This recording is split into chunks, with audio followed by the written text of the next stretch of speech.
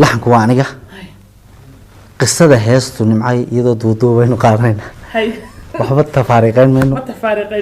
ha qisada heestu waxay ku dhacday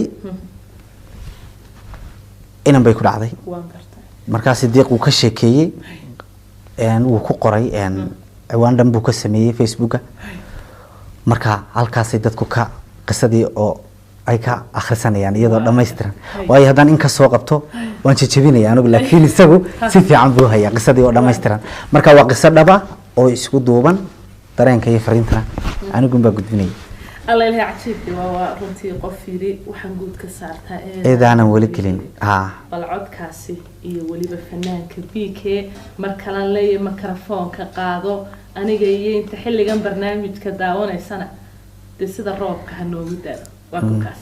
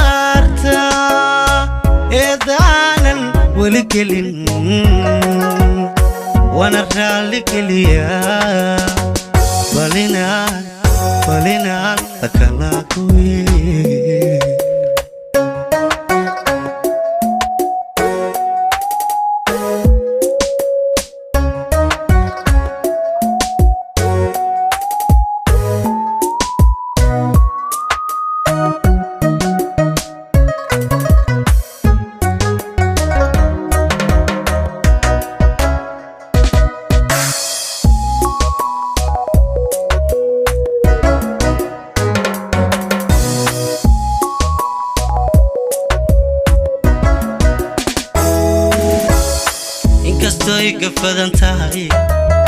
hadalkeedu godi yahay meel u goysa daran yahay gubashana u badan yahay meel u goya daran yahay gubashana u badan yahay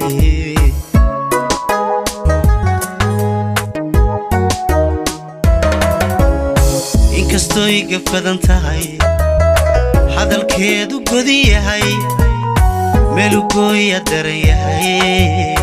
gubashana u badan yahay meel u goya daran yahay gubashana u badan yahay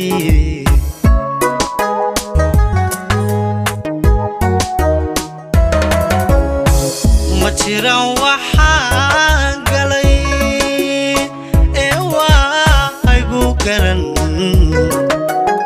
ka galgalo xaqiiqada jacaylkii gabbood falay ilaa waa gumaysiye waxaan ahay nin gacan galay wacda walogigay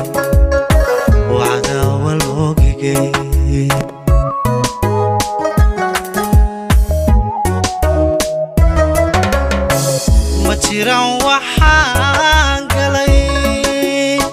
ee waa igu garan ka galgalo xaqiiqada jacaylkii gabbood falay ilaa waa gumaysiye waxaan ahay nin gacan galay wacda walogigay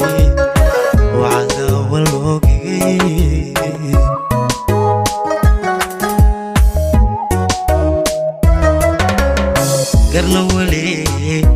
weli kamaan helin garna weli kamaan helin waxaan guud ka saartaa eedaanan weli gelin wana raali geliyaa falina lakala gooye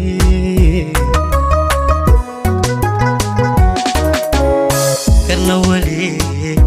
weli kamaan helin garna weli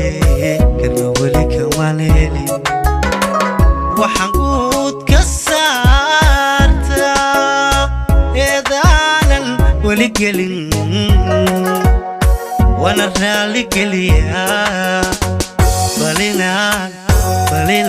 lakala gooye